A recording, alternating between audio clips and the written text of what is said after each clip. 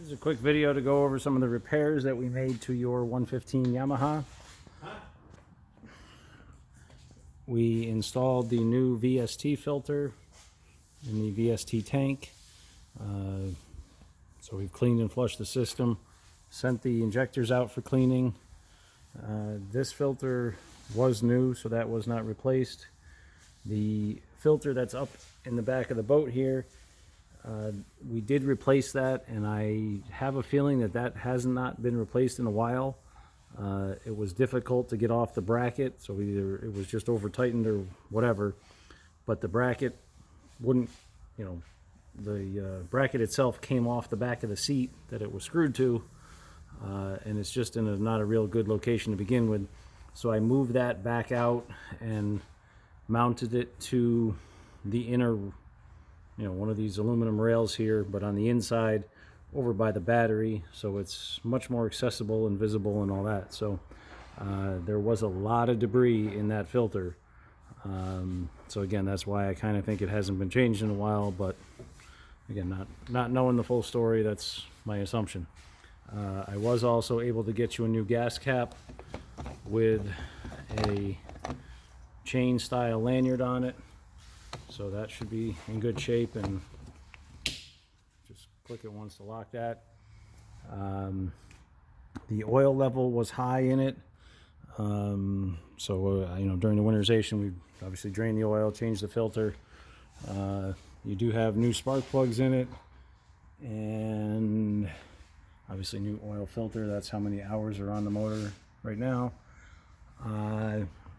Changed the oil in the lower unit, and as far as I could tell, the bottom sealing washer or gasket was not there, and the upper plug had a mercury seal on it, so that's a different size and the wrong size. So that's been fixed.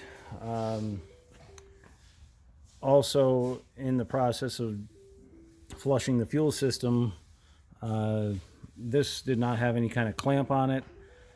This had a plastic zip tie, and then this fitting was loose, and when I got in there to address that, this is the fitting that was inside in that tank, which this is an air fitting, so there's no barb on it specifically. So I got rid of this big clamp.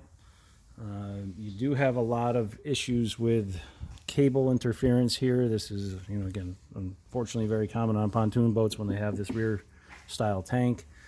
So I've tried to, I got the battery cables over to the other side of the fuel neck, so they're out of the way, and I got those together.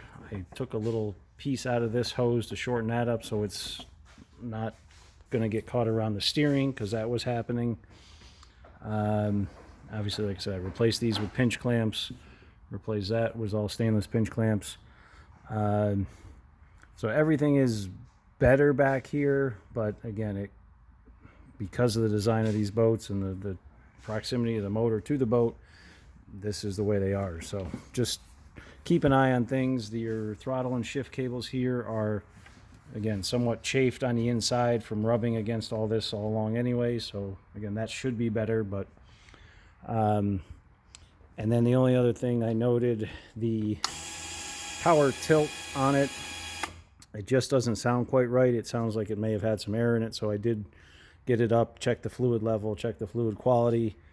I don't see any issues with the fluid, so my guess is it's really that pump is not in the best of shape. So it does obviously operate, but again, I have a feeling that's going to be something that needs attention at some point. So other than that, everything else checks out on it. It obviously runs the way it's supposed to now, so you shouldn't have any issues with that. And again, it's winterized, lower unit greased, everything is all set as far as that goes. So engine wise, you should be in good shape for quite a while, like I said, other than potentially something with the power trim motor. So thank you.